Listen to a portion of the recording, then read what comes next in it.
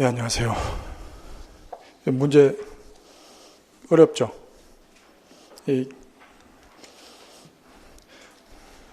실제 시험은 이거보다는 좀 쉽지 않을까 싶긴 한데 좀 까다롭게 풀어야 나중에 시험장에 가서 좀 쉽게 푸실 수 있을 것 같아가지고 좀 까다롭게 낸 문제들이 좀 있었습니다.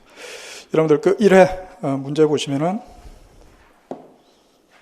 문제 1번 국가 승인의 방법에 대한 설명으로 옳은 것은 국가 승인의 방법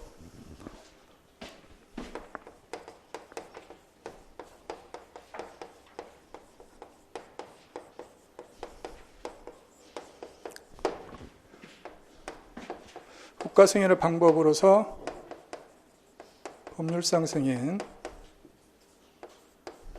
사실상 승인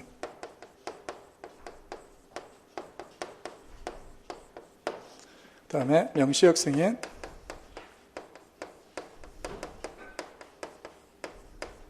묵시적 승인,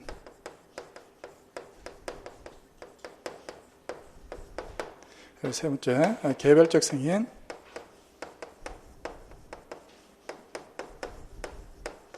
집단적 승인,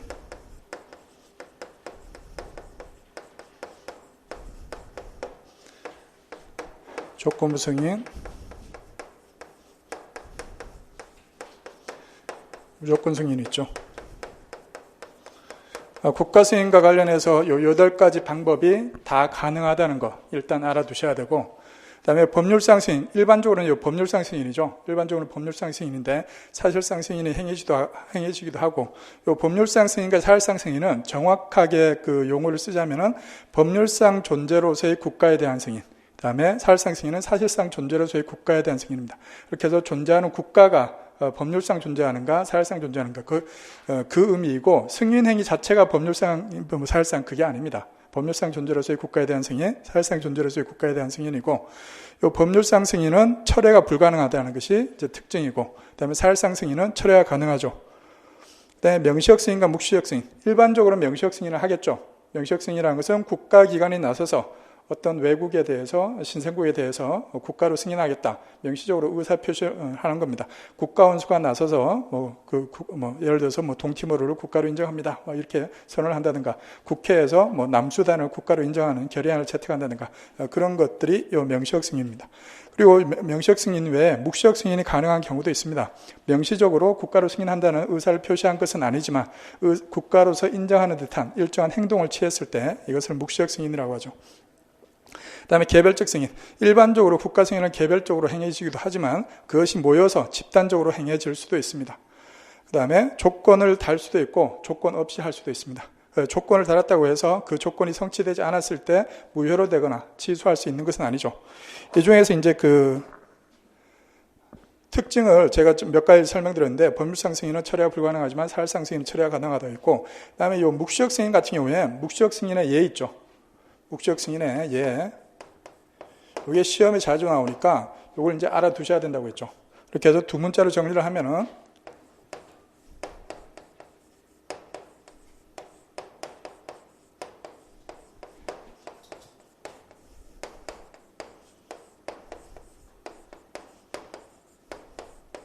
우포 외국인 축제 방영이라고 해서, 여기서 우는 우어 통상항해 조약이죠.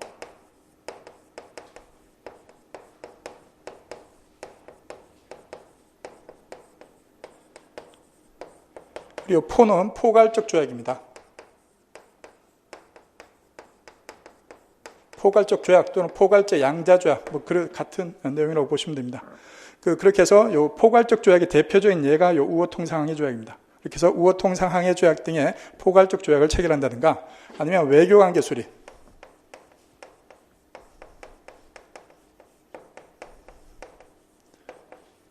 외교관계 수립 또는 상주 외교사절의 교환, 이런 식으로 여러 가지 표현들이 있죠. 그 표현들이 기본서에다가 여러 가지 표현들이 다 같은 의미인데, 외교관계 수립과 같은 의미인데 여러 개를 적어 놓은 거는 교수님들 책에서 전부 다 다른 표현으로 사용되는 경우들이 있어가지고 그렇게 해놓은 겁니다. 그래서 상주 외교사절의 교환이라든가 이런 것들 전부 다 여기 포함되고, 그 다음에 외교부 장관의 공식 기자회견,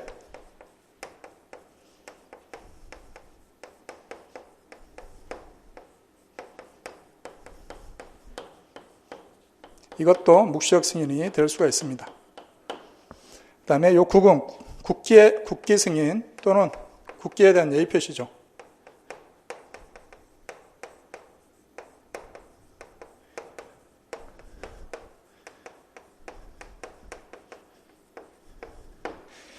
예를 들어서 우리나라 군인들이 동티모르에 파병을 가가지고 거기에서 동티모르 국기에 대해서 경례를 하고 이렇게 한다. 그러면 그것도 국기에 대한 예의 표시를 해서 국가기관에 나서서 그런 행위를 하면은 동티모르에 대한 국가 승인이 될 수가 있습니다. 다음에 이는 인가 요구 또는 인가장 발급이죠.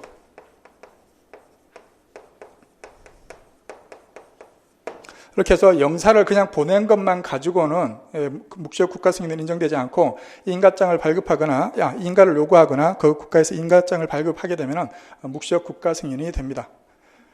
그 다음에 축은 독립축하 메시죠. 그 다음에 제는 국내 법원의 제소권 인정.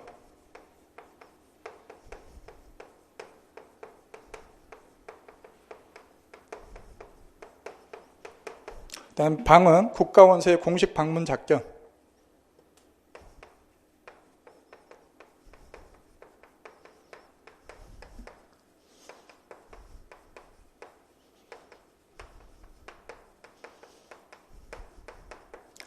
다음에 영은 영역 주장에 대한 합법성 인정이죠.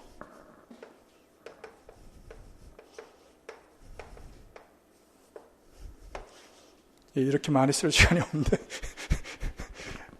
이거를 그냥 두 문자만 얘기하면은 그 전에 제 강의를 안 들으셨던 분들은 이 내용을 하나도 모르기 때문에 얘기한 겁니다, 일부러. 이렇게 해서 여러분들 암기를 하셔야 될 것은 우포 외국인 축제 방향이죠. 이것만 가지고도 기출 문제가 한 2페이지 정도 나오죠. 이렇게 해서 우포 외국인 축제 방향, 이걸 이제 반드시 암기를 해두시고, 그 다음에 개별적 승인과 집단적 승인에서 문제되는 것은 신생국의 국제기구 가입이 기존 회원국들의 집단적 승인으로 인정될 것인가? 이것이 이제 문제가 되죠. 신생국이 유엔 같은 그런 국제기구에 가입을 하면은 기존 회원국들이 집단적 승인을 한 것으로 볼 것인가? 유엔에서의 관행은 국가 승인과 신생국의 국제기구 가입과 국가 승인은 별개의 문제로 보는 것이 유엔에서의 관행이고 그리고 다수설이죠. 근데 일부 교수님들 견해에 따르면은 신생국이 국제기구에 가입을 하면은 그 국제기구의 기존 회원국들 전부가 승인한 것으로 보는 교수님 견해도 있고, 그다음에 최소한 가입하는 데 대해서 찬성한 국가는 승인한 것으로 봐야 된다고 보는 그런 견해도 있긴 합니다. 근데 그 두 가지는 소수설이고, 그 소수설적 관점에서 출제된 적도 딱 한 번 있긴 합니다. 근데 대부분은 다우설, 국제기구 가입 문제와 별개로 본다. 신생국의 국가 승인과 신생국에 대한 국가 승인과 국제기구 가입 문제는 별개로 본다. 이것이 유엔에서의 관행이고 다우설입니다. 동그라미 1번에 보시면 법률상 승인은 철회가 가능하지만 사실상 승인은 철회가 불가능하다. 바뀌었죠. 법률상 승인은 철회가 불가능하지만 사실상 승인은 철회가 가능합니다. 2번에 보시면 국가 승인은 명시적 또는 묵시적으로 행하여질 수 있다. 명시적, 묵시적 모두 가능하죠. 3번에 보시면 신생국의 국제연합 가입은 기존 회원국 모두에 의한 국가 승인으로 간주된다.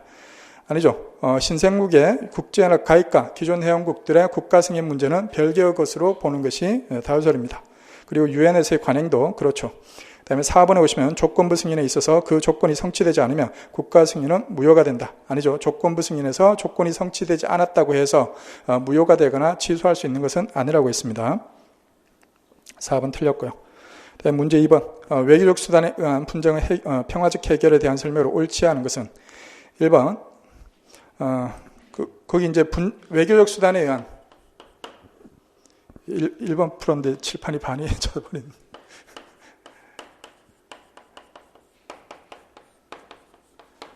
외교적 수단에 의한 분쟁의 해결 방법에 교섭이 있고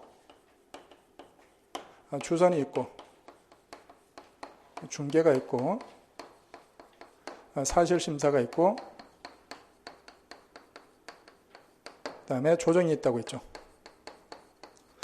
교섭이라는 것은 분쟁 당사자들끼리 그냥 알아서 해결하는 겁니다. 이건 뭐 다른 표현으로 협의라고 표현하는 경우도 있고, 뭐 교수님 책에 따라서는 교섭하고 협의를 구별하는 교수님도 있습니다만은 사실상 같은 개념이라고 설명하고 있는 교수님도 있으니까 그냥 거의 같은 개념이라고 보시면 됩니다. 이렇게 해서 교섭, 협의가 있고, 그다음에 주선은 제3자가 약간 개입하는 거죠.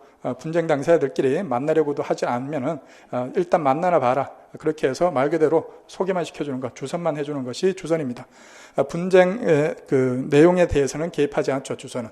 그다음에 중개는 분쟁의 내용에까지 개입을 하는 겁니다. 그렇게 해서 해결 방안까지 제시를 하는 것이 중개고, 사실심사는 사실관계를 명확하게 밝혀서 분쟁의 해결을 돕는 것, 이것이 사실심사죠.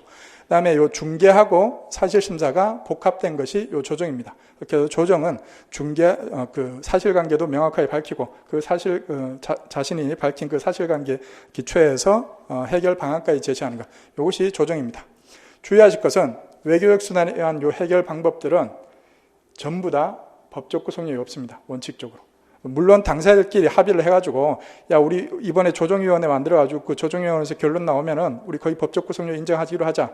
그런 별도의 합의나 뭐 조약 같은 것들이 있으면은 가능하지만 원칙적으로는 이것들 전부 다 법적 구속력이 없습니다. 그리고 요 왼쪽으로 갈수록 제3자 개입이 적죠. 오른쪽으로 갈수록 제3자 개입이 크고, 그리고 이런 것들 보면은 사실심사위원회라든가 조정위원회 뭐 이런 위원회 같은 것들이 많이 만들어집니다. 1번에 보시면 직접 교섭은 분쟁 당사자들이 제3자의 개입 없이 분쟁 해결을 추구하는 것이다. 맞고요. 2번에 보시면 중개는 제3자가 분쟁 당사자들의 교섭에 기초를 제공하고 그 내용에도 개입하여 양 당사자들이 서로 양보하도록 노력한다. 3번에 보시면 사실심사는 제3자가 분쟁의 원인이 된 사실을 명확히 하여 분쟁 해결을 촉진하는 제도이다. 4번에 보시면 조정은 제3자의 사실조사 및 법적 구속력 있는 조정안의 제시로 분쟁을 해결하는 제도이다. 아니죠. 여기 나와 있는 이것들 전부 다 법적 구속력이 없다고 했습니다. 문제 3번에 보시면 1961년 외교관계에 관한 비엔나 협약상 외교사절의 특권 면제에 대한 설명으로 옳지 않은 것은 1번 일반적으로 외교사절은 부임차 접수국의 영역에 들어간 순간부터 특권과 면제를 향유한다. 외교사절의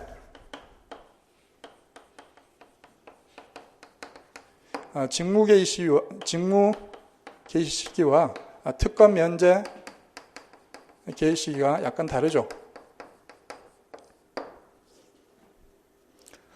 직무 개시 시기는 통보를 하면은 그때부터 임명이 통보 맞죠. 특권 면제 시기는 입국 시기부터입니다. 우리나라에 있는 사람을 워싱턴에 대사로 보낸다. 그러면은 그 사람이 통보가 아니라 신임장.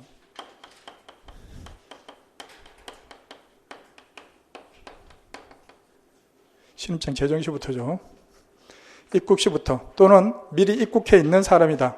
그러면은 통고시부터 특권 면제를 향유하고, 그다음에 특권 면제가 언제까지 인정되는가? 임기가 끝나고 퇴거에 필요한 퇴거시까지 인정이 되고, 퇴거를 안 하고 그 나라에서 계속 살려고 한다. 예를 들어서 미국에서 교수로 있던 사람을 미국 대사로 임명했는데 대사 임기가 끝난 다음에도 미국에서 계속 교수로 근무할 거다. 그럼 퇴거에 필요한 상당한 기간이 지난 이후에까지 특권 면제가 인정이 됩니다. 그렇게 해서 1번에 나와 있는 일반적으로 외교사절은 부임차 접수국의 영역에 들어간 순간부터 특권과 면제를 향유한다. 맞죠? 접수국의 영역에 들어간 순간부터 또는 입국시부터 그런 식으로 표현을 한다고 했습니다. 2번에 보시면 파견국은 외교관에 대한 재판관할권의 면제를 명시적 또는 묵시적으로 포기할 수 있다. 아닙니다. 요 외교관에 대한 재판관할권의 면제를 포기할 수 있기는 한데 반드시 명시적으로 해야 됩니다. 묵시적으로는 안 됩니다.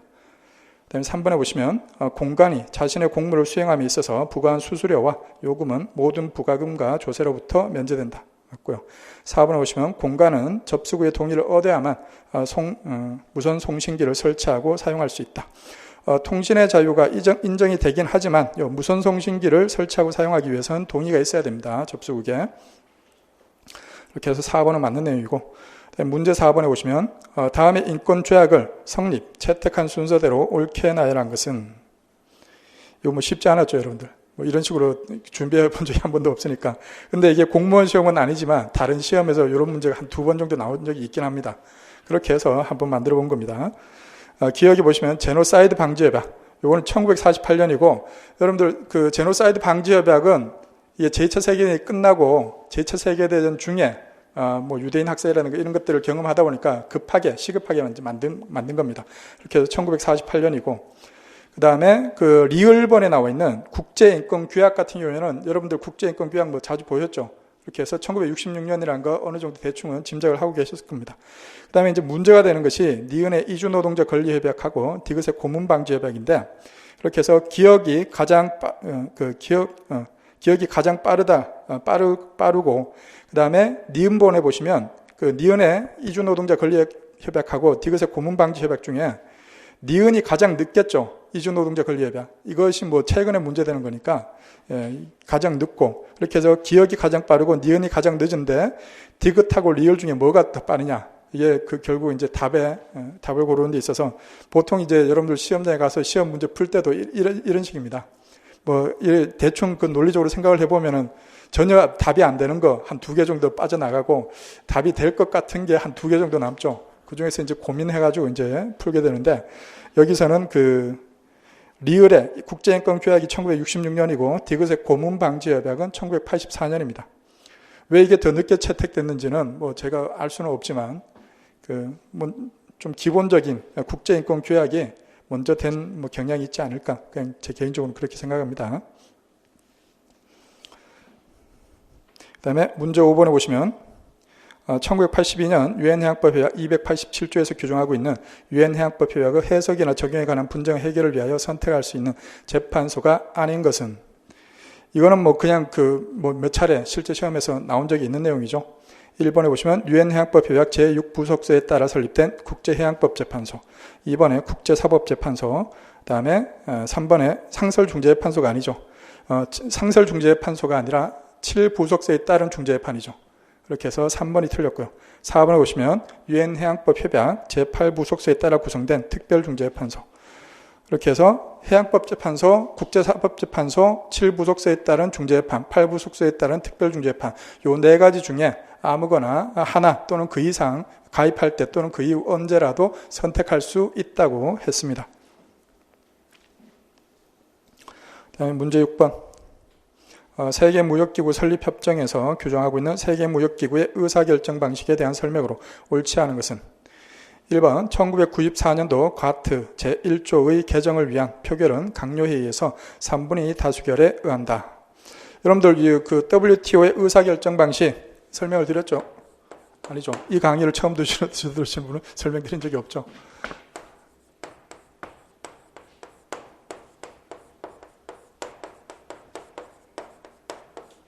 WTO의 의사결정 방식과 관련해서 컨센서스가 원칙이죠. 컨센서스라는 것은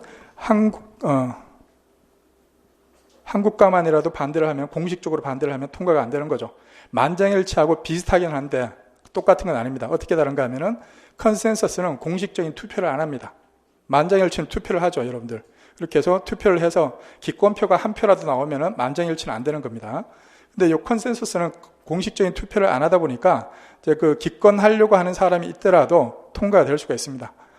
제가 뭐 자주 예로 드는 게, 제가 갑자기 여러분들 오늘 저녁은 제가 살 테니까 전부 짜장면으로 하시죠. 그러고 그냥 나가버렸습니다. 이렇게 해서 짜장면을 전부 다 주문하려고 문을 딱 열고 나가려고 하는데 선생님 저는 짬뽕이요 막 이러면은 이건 컨센서스가 안 된 겁니다. 근데 그렇게 여러분들 중에 짬뽕이든 짜장면이든 상관없다, 그런 사람들은 뭐 짬뽕이든 짜장면이든 상관없으니까 뭐 짜장면 먹지 뭐 그러면서 반대를 안 하겠죠. 근데 난 무조건 짬뽕 해야겠다, 그런 사람은 반대를 하겠죠. 그렇게 해서 기권하려고 하는 사람이 있었을 때 컨센서스는 가능하지만 만장일치는 안 됩니다. 그렇게 해서 WTO는 컨센서스가 원칙이고, 컨센서스에 실패를 하게 되면 그 다음에 이제 표결로 가게 됩니다. 컨센서스에 실패를 하면 표결로 가게 되고, 표결로 갔을 때 특별한 규정이 있으면 특별한 그 규정이 하고, 그런 특별한 규정이 없으면 투표 과반수여야 합니다. 그렇게 해서 표결로 갔을 때 4분의 3 다수결이나 3분의 2 다수결 규정이 있으면 그 규정이 하고, 이런 규정이 없으면 투표 과반수여야 합니다.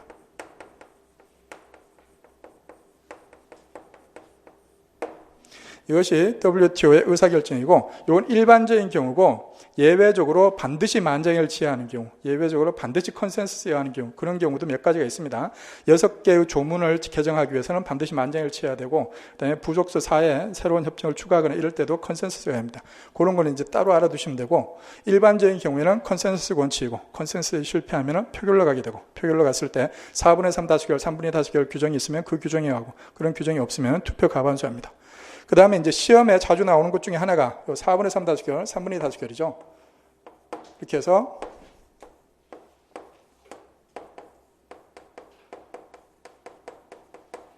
(4.3) 해면잔 3이 개가예라고 해서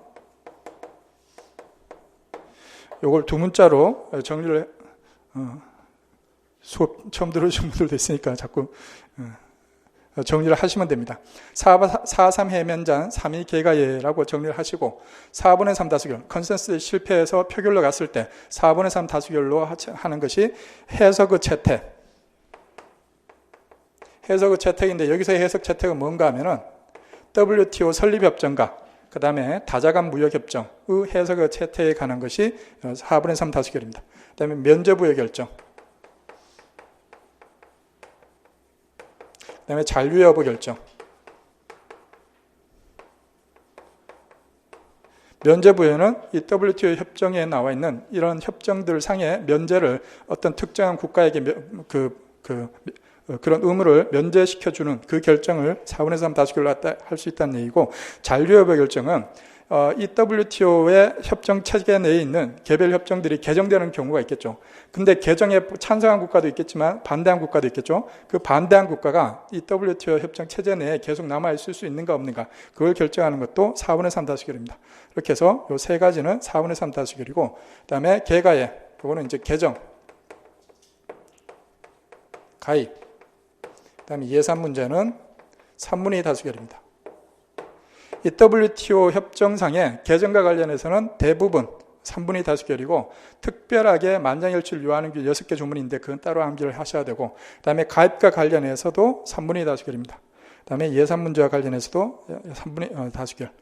이렇게 해서 4.3 해면잔, 3이 개가예 이렇게 알아두시고, 그 다음에 이 해석의 채택은 강요회의와 일반 이사회가 모두 권한을 갖고 있고, 그다음에 면제부여 결정, 잔류여부 결정, 개정, 가입은 강요회의가 권한을 갖고 있고, 그다음에 예산 문제는 일반 이사회가 권한을 갖고 있죠.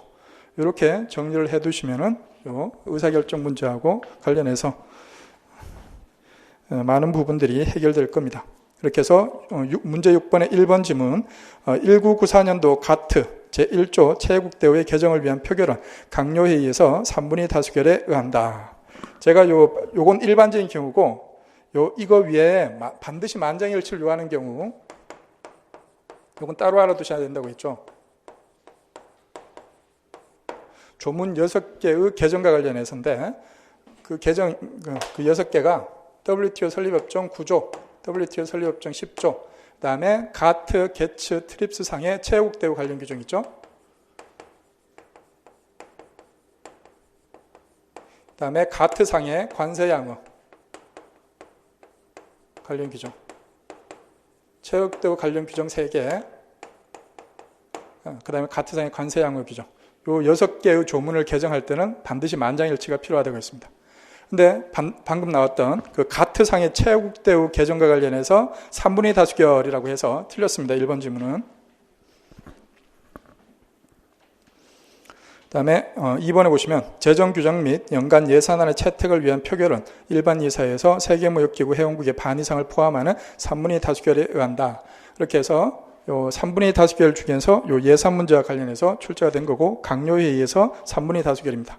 그리고 조문 표현 그대로 출제를 한 겁니다. 이거는 회원국 반 이상을 포함하는 3분의 2 다수결 이렇게 표현을 해놨는데, 이거에 대해서 교수님들 책을 보면은 이게 제적 3분의 2인지 투표 3분의 2인지 뭐 이런 그 견해 대립이 있긴 합니다만은 실제 시험에서는 그냥 그 표현 그대로 출제가 되니까 그 표현 그대로 알아두시라고 했죠. 그다음에 3번에 보시면 WTO 설립협정과 다자간 무역협정 해석의 채택을 위한 표결은 강요회의에서 4분의 3 다수결에 의한다.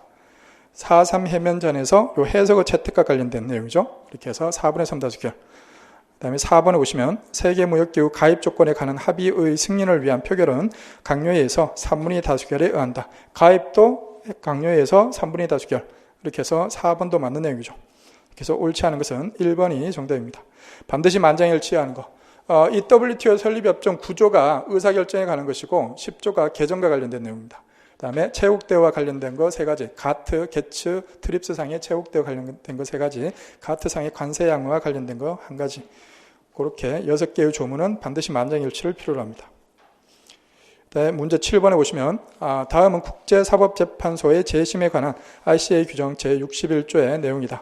빈칸에 들어갈 내용이 순서대로 옳게 된 것은 국제사법재판소 규정 제61조 1항은 그 재심과 관련해서 새로운 사실이 발견되었을 때 할 수 있다. 그런 내용들이고 4항에서 재심 청구는 새로운 사실을 발견할 때부터 늦어도 6월 이내에 이루어져야 한다. 그다음에 5항은 판결일로부터 10년이 지난 후에는 재심 청구를 할 수 없다. 이렇게 해서 6월 10년 1번이 정답입니다. 이거는 아주 단순한 사항이니까 그냥 6월 10년 그렇게 암기를 해두시면 됩니다. 그다음에 8번 1972년 우주물체에 의하여 발생한 손해에 대한 국제 책임에 관한 협약의 내용에 대한 설명으로 옳지 않은 것은 1번 발사국은 자국 우주물체가 지구 표면에 또는 비행 중 항공기에 끼친 손해에 대하여 보상을 지불할 절대적인 책임을 진다. 우주 손해배상 책임에서 그 두 가지로 구분을 해서 그 배상 책임을 물리고 있다고 했죠. 그래서 우주 영역에서는 과실 책임입니다. 그다음에 지구 영역에서는 무과실 책임이죠. 무과실 책임인데 요거를 이제 조문에서는 우리나라 외교부 공식 번역본에서는 절대적 책임이라는 표현을 쓰고 있습니다. 그래서 우주 영역에서는 과실 책임, 지구 영역에서는 무과실 책임입니다. 거기 나와 있는 그 8번의 1번 지문, 발사국은 자국 우주물체가 지구 표면에 또는 비행 중의 항공기에, 여기 나와 있는 이 지구 표면에 또는 비행 중의 항공기에, 요게 지구 영역이라는 얘기입니다. 지구 영역에서는 무과실 책임이라고 했죠. 그렇게 해서 절대적인 책임을 진다. 맞는 내용입니다. 2번에 보시면 지구 표면 이외의 영역, 지구 표면 이외의 영역이라는 것은 이제 우주 영역을 얘기하는 겁니다. 지구 표면 이외의 영역에서 발사국의 우주물체 또는 동우주물체 상의 인체 또는 재산이 타 발사국의 우주물체에 의하여 손해를 입었을 경우 후자는 손해가 후자의 과실 또는 후자가 책임져야 할 사람의 과실로 인한 경우에만 책임을 진다. 이게 외교부 공식 번역본의 표현 그대로 쓰다 보니까 이제 그 표현이 그냥 읽어만 봐서 이게 무슨 말인가 싶기도 할 텐데, 거기서 후자는 가해자를 얘기합니다. 가해 물체 있죠? 우주물체인데 가해한 우주물체. 그 가해국 측의 과실로 인한 경우에만 책임을 진다. 그렇게 해서 과실 책임서를 설명하고 있는 겁니다. 그렇게 해서 2번은 맞는 내용입니다. 우주 영역에서는 과실 책임. 다음에 3번에 보시면 손해를 입은 국가의 고의 또는 과실로 손해가 발생하였다고 발사국이 입증하더라도 발사국 측의 절대 책임의 면제가 인정되지는 않는다. 아닙니다. 이 입증된 범위에서는 그 책임의 범위가 깎입니다. 그렇게 해서 절대 책임이 부분적이지만 면제될 수가 있습니다. 이렇게 해서 3번이 틀렸고요. 여러분들 이게 제가 생각하기에 좋은 표현은 아닌데, 이게 외교부 공식 번역본에서 요 절대적 책임이라는 표현이 쓰였기 때문에 요 절대적 책임이라는 표현이 나오면 맞는 내용이지만, 방금 보였다시피 절대적 책임이라고 하면은 절대적이라고 하면은 면제되면 안 되죠, 원래는. 그 표현상으로만 보면은.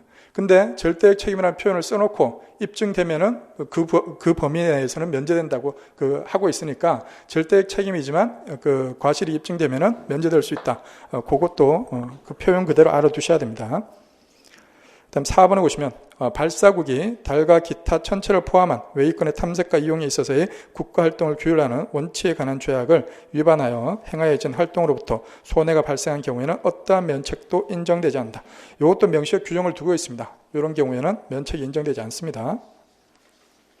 그다음에 9번에 보시면 관세와 무역에 관한 일반 원칙상, 관세와 무역에 관한 일반 협정이죠. 일반 협정상 체육대회 원칙에 대한 설명으로 옳지 않은 것은 1번 세계무역기구 회원국이 어느 한 회원국에 대해서만 관세상의 특혜를 부여한 경우에는 체육대 의무 위반이 성립한다.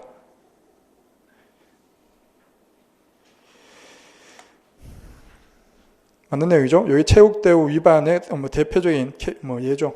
2번에 보시면 한 국가의 상품에 대해 부여한 호의적인 대우는 원칙적으로 다른 회원국의 동종 상품에 대해서도 부여되어야 한다. 맞죠? 이 체육대우는 동종 상품에 대해서 적용이 됩니다.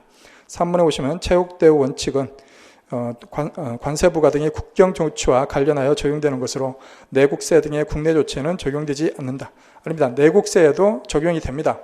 예를 들어서 미국에서 영국이나 유럽이나 이런 데서 수입되는 술에 대해서는 주세를 한 200% 매기고 우리나라 국내에서 생산되는 미국에서 수입되는 제가 방금 잘못 얘기했죠. 미국에서 수입되는 술에 대해서는 그 트럼프한테 잘 보이려고 관세를 0% 매기고 유럽에서 수입되는 술에 대해서는 관세를 한 100% 매겠다. 그러면 체육대우 위반이죠. 그렇게 해서 국내에서의 내국세에도 포함이 됩니다. 당연히. 그다음에 4번에 보시면 자유무역지역 및 관세동맹협정은 체육대우 원칙에 대한 예외로 인정된다. 가트 24조에서 자유무역지역하고 관세동맹을 별도로 예외로서 규정을 하고 있습니다. 맞는 내용이고요. 그다음에 10번에 보시면 2004년 국가 및 그 재산에 관할 것 면제에 관한 유엔 협약에 대한 설명으로 옳지 않은 것은 1번 협약의 목적상 국가의 범위에는 중앙정부뿐만 아니라 각종 정부기관이 모두 포함된다. 그리고 지방기관일지라도 다 포함될 수도 있고 공법인까지도 포함이 됩니다. 다음 2번에 보시면 상업적 거래인가의 여부를 결정함에 있어서 그 계약 및 거래의 목적이 우선적으로 고려돼야 한다. 아닙니다. 성격이 우선적으로 고려돼야 합니다. 목적만을 고려를 하면은 웬만한 건 그냥 다 국가의 행위로 기속이 돼버리죠. 상업적 거래가 아닌 걸로 돼버리죠. 3번에 보시면 협약은 외교사절이나 영사가 직무수행과 관련하여 국제법상 향유하는 특권과 면제를 저해하지 않는다. 맞고요. 4번에 보시면 협약은 국가항공기와 관련하여 국제법에 의하여 국가가 향유하는 면제를 제외하지 않는다. 그리고 이거 외에도 국가 원수의 면제를 저해하지 않는다. 그런 내용들도 다 있습니다. 맞는 내용이고요. 다음 11번. 국제연합 헌장상 유엔 총회가 단독으로 결정할 수 있는 것은 1번 국제연합 예산의 승인. 예산 문제가 유엔 총회가 단독으로 할 수 있는 대표적인 예죠. 이렇게 해서 국제연합 예산의 승인. 총회 단독으로 할 수 있는 것. 단독 또는 총회의 전속 권한인 것. 이런 거 시험에 이게 예전 한 90년대까지는 자주 나오다가 한 2000년대 이후엔 잘 안 나오다가 최근에 이제 가끔 출제가 됩니다. 그래서 요 대표적인 예가 방금 나왔던 예산 문제하고 안보리 비상임사국 있죠.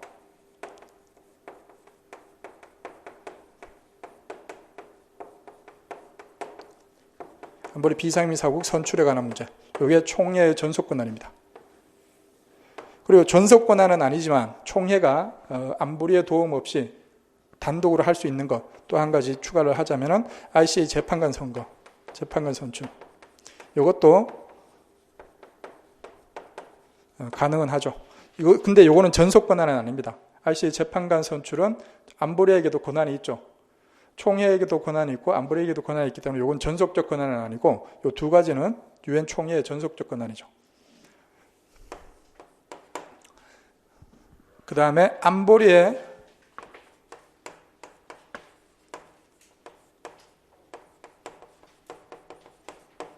안보리 전속 권한의 대표적인 예가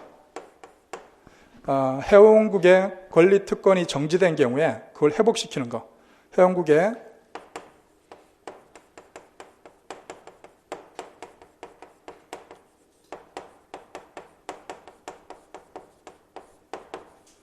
권리 특권의 회복. 이것이 대표적인 예입니다. 그리고 시험에 자주 나오는 거는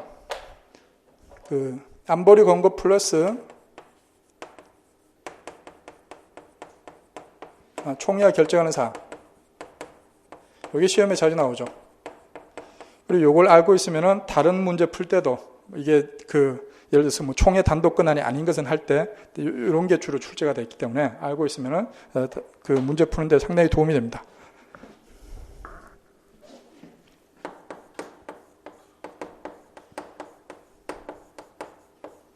가정제 충당이라고 했죠. 이렇게 해서 신내용구의 가입, 해양구의 권리특권의 정지,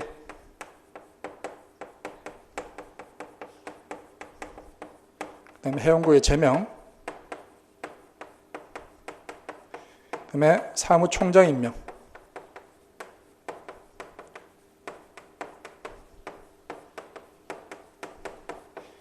그 다음에 UN 비해양국의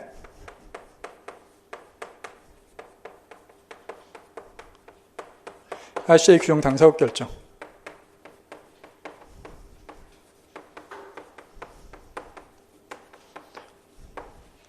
이러한 것들이 안보리 권고 플러스 총회와 결정사항, 가정제 충당이라고 두 문자를 따서 암기를 해두시기 바랍니다. 이렇게 해서 UN 총회가 단독으로 결정할 수 있는 것은 1번이 정답이죠. 국제연합 예산의 승인. 그 다음에 2번에 오시면 신해양구의 가입은 가정제 충당에서 가죠. 3번에 오시면 해양구의 권리특권 행사의 정지, 그 권리특권의 정지, 가정제 충당에서 정의죠. 그다음에 4번에 오시면 해양구의 제명, 가정제 충당에서 제조. 이렇게 해서 2번, 3번, 4번은 안보리 권고 플러스 총회가 결정하는 사항입니다.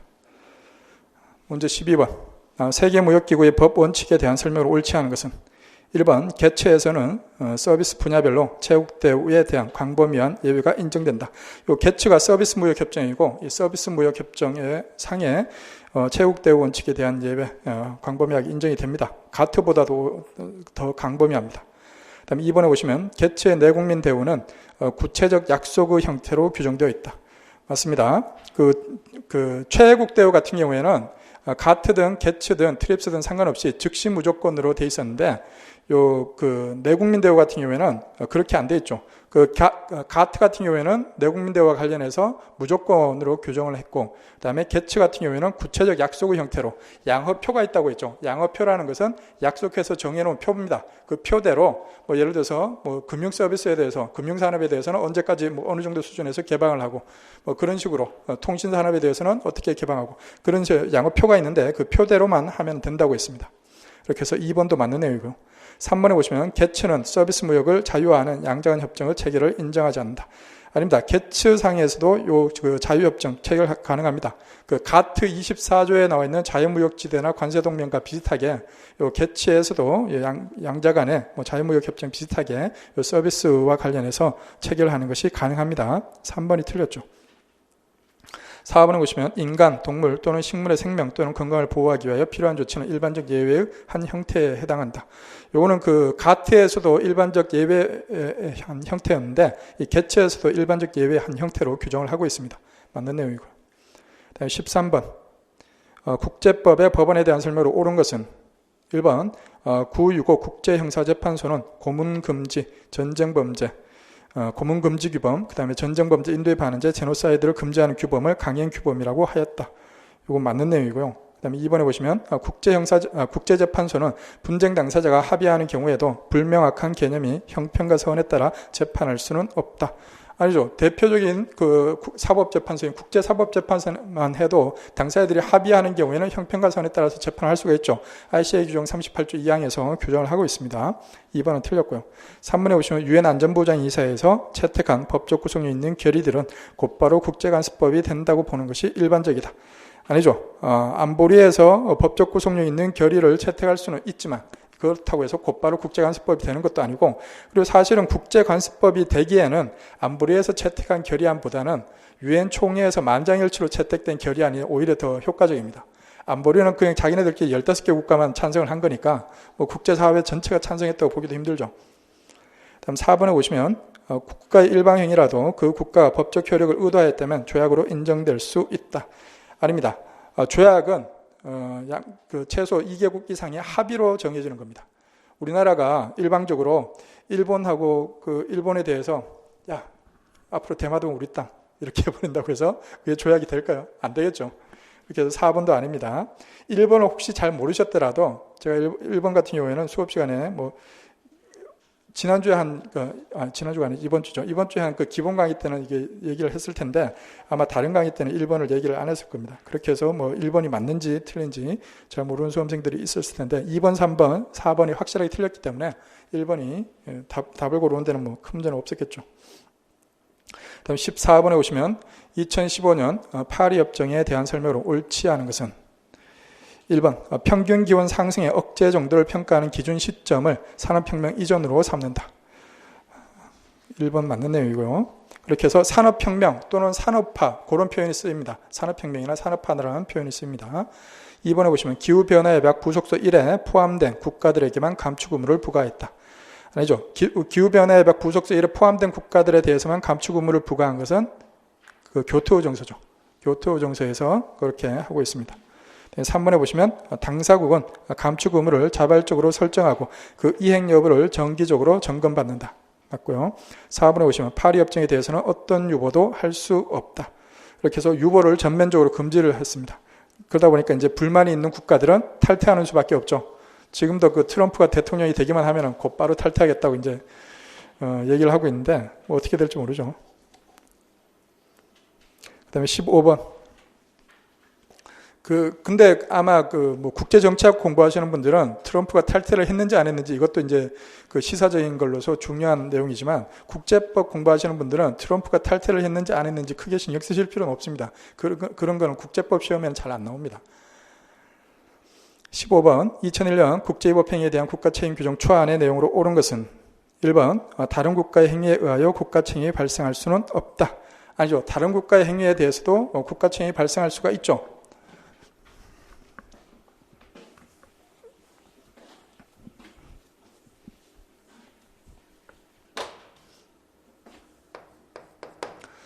국가의 국제위법행위가 있으면은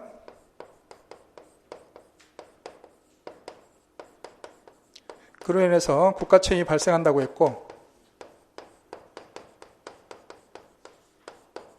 그러면 국가의 국제위법행위가 성립하기 위해 어떤 요건들이 필요한가? 첫 번째, 자기부자기가 있고,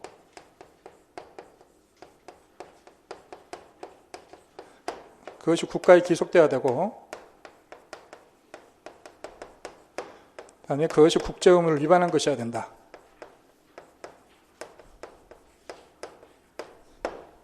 이것이 세 가지 요건이죠. 자기부자기는 어떤 국가의 행위, 지금도 우리 뭐 대한민국이라는 나라는 자기든 부자기든 뭐 둘 중에 하나는 하고 있겠죠. 뭐 항상 뭔가를 자기를 하고 있을 겁니다. 아무것도 안 하는 경우는 사실 잘 없고, 뭐 관저에서 그냥 뭐 술 마시면서 개기고 있기도 한데, 자기든 부자기든 둘 중에 하나는 항상 하고 있을 겁니다. 그다음에 그것이 국가의 기속이 돼야 되고 그것이 국제 의무를 위반해야 됩니다. 이렇게 하면은 국제위법행위가 발생한다고 했고, 거기 나와 있는 그렇게 해서 요 세 가지 요건이 충족이 되고, 그다음에 위법성 조각 사유가 없는 경우에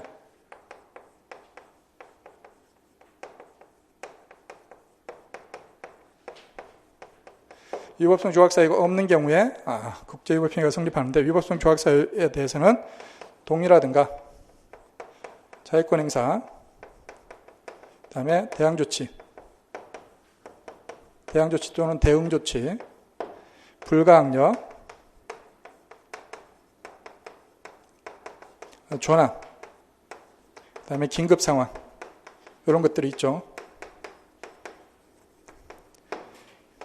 이런 것들이 위법성 조각 사유로 돼 있고, 이렇게 해서 이런 것들이 없으면은 이제 국제위법행위가 성립하는데, 근데 타국의 행위에 대해서 책임지는 경우도 있습니다. 타국의 행위에 대해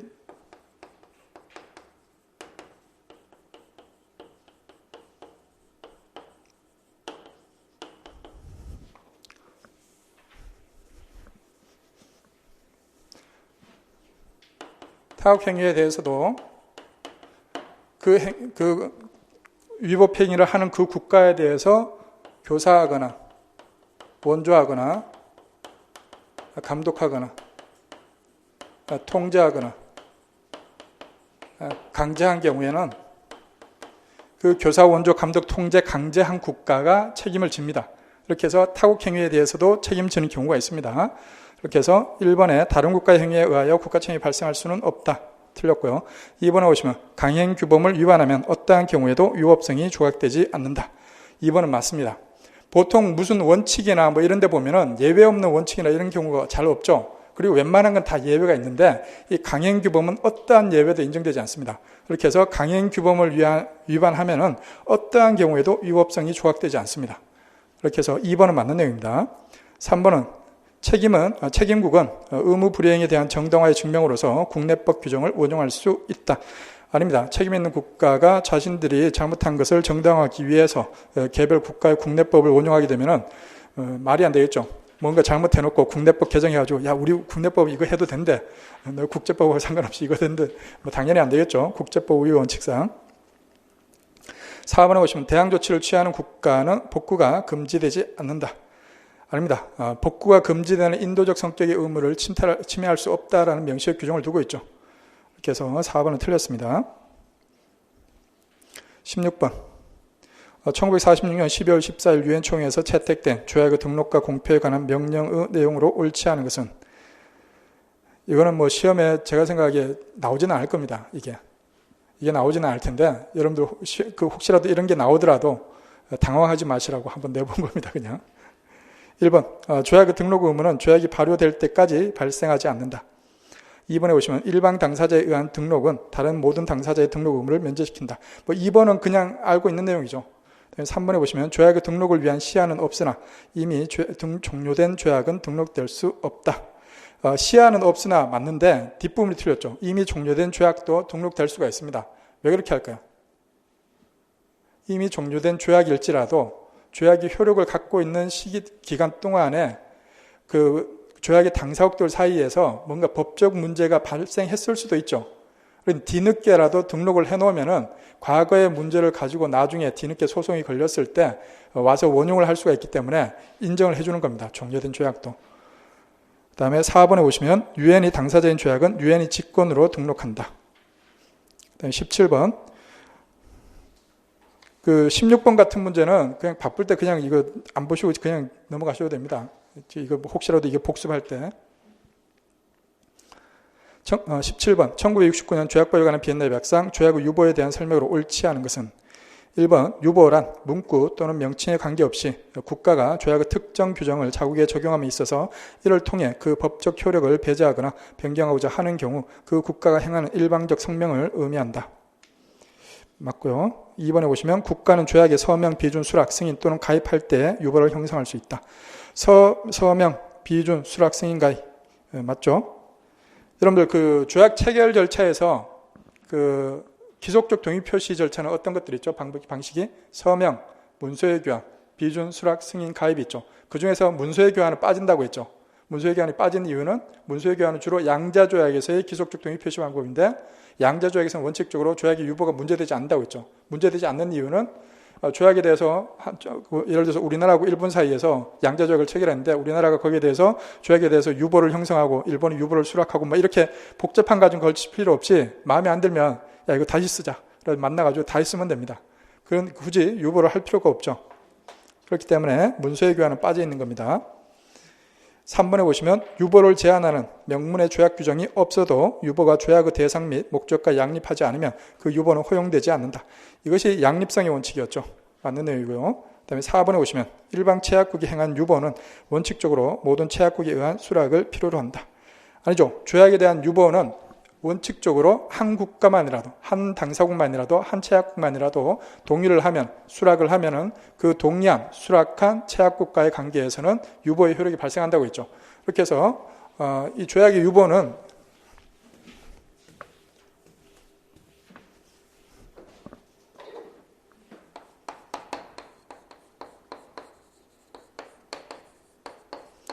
유보의 효력과 관련해서 일반적인 경우에는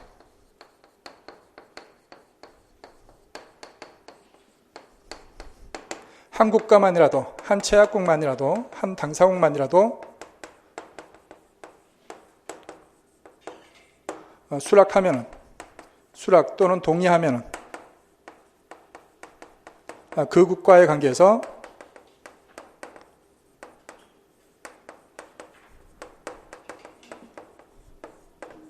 유보 효력이 발생합니다.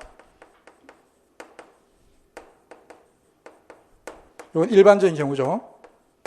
그리고 예외적인 경우가 세 가지가 있었죠.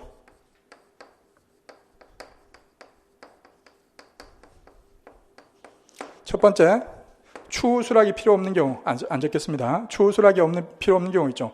이거는 조약에 명시적으로 허용하고 있는, 조약 규정에서 명시적으로 허용하고 있는 경우에 추후 수락이 필요 없다고 했고, 그다음에 두 번째, 전 당사국의 수락, 동의가 필요한 경우.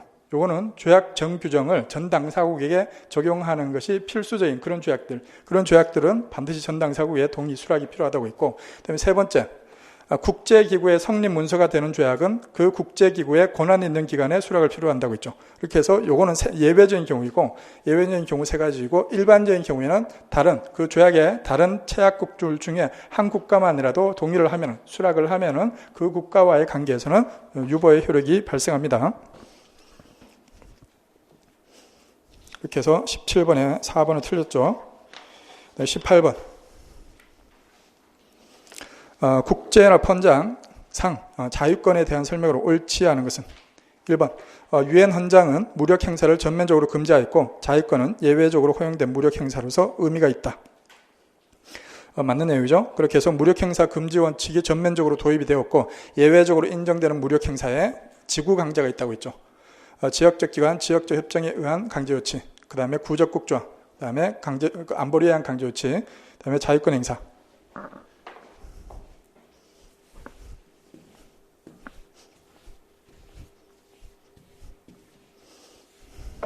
예외적으로 인정되는 무력 행사에 지구 강제가 있다고 했습니다.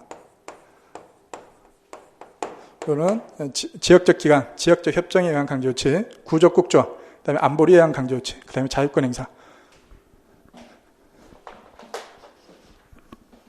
그다음에 2번에 보시면 유엔 헌장에서는 개별적 자유권뿐만 아니라 집단적 자유권도 고유한 권리로서 인정하고 있다.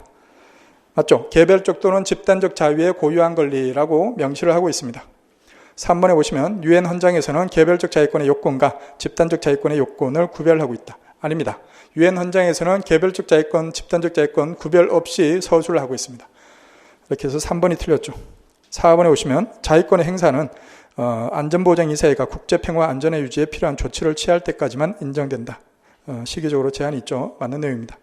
그다음에 19번 국제형사재판소의 재판 적격성이 있는 경우는 모두 몇 개인가?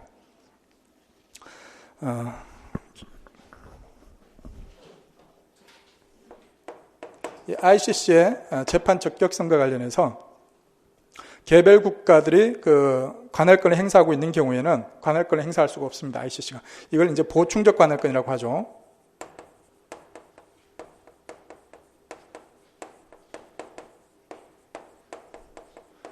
이렇게 해서 보충적 관할권이 인정되는데, 그럼 개별 국가가 관할권을 행사하고 있는 경우가 어떤 경우인가?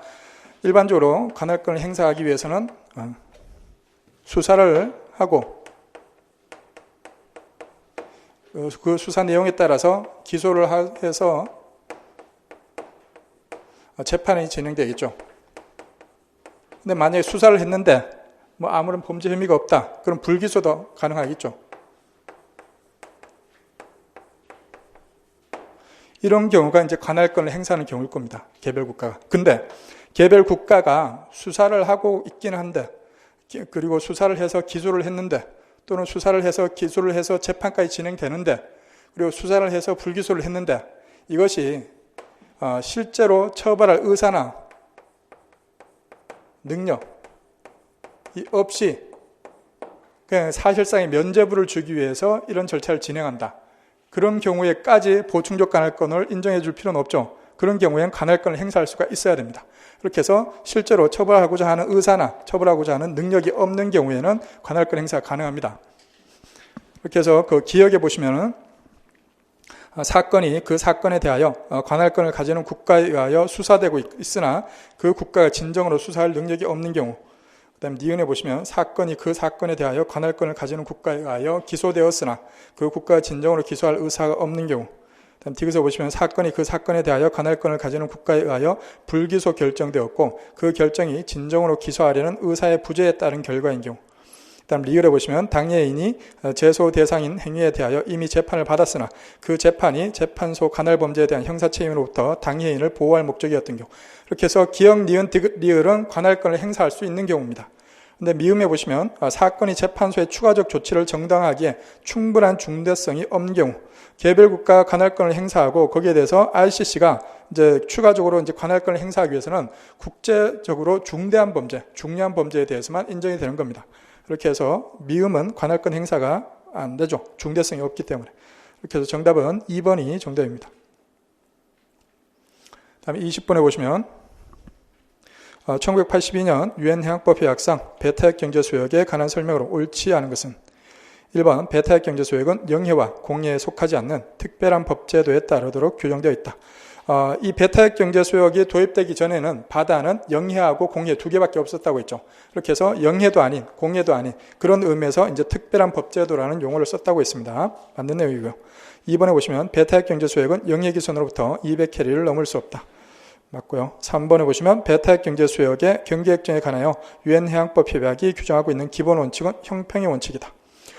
배타적 경제 수역과 대륙간의 경계 획정 방식이 똑같은데 공평한 해결에 이르기 위하여 당사자 합의화하는 것이 원칙입니다. 그리고 그 합의의 기준이 되는 것은 ICA 규정 38조에서 언급하고 있는 국제법에 의한 합의하고 그 합의가 이루어지지 않으면 유엔 해양법 협약 제15부의 분쟁 해결 절차로 가게 됩니다.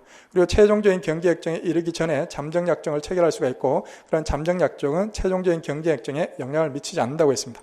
이렇게 해서 배타적 경제 수역이나 대륙분이나 경계 획정 방식이 같고 요거하고 이제 영해하고는 다르죠. 영해는 중간선 원칙, 등거리선이 원칙입니다. 이렇게 해서 3번도 맞는 내용이고요. 공평한 해결, 형평의 원칙 같은 내용입니다. 다음 4번에 보시면 배타적 경제 수역에서 연합국은 자국의 배타적 경제 수역에서의 업 법령을 위반한 자에 대하여 금고 또는 다른 형태의 채용도 가능하다. 아닙니다. 금고 또는 다른 형태의 채용 불가능합니다. 그렇게 해서 4번이 틀렸죠. 여기까지 보시고 한 10분 정도 휴식을 하신 다음에 이해 문제를 보도록 하겠습니다.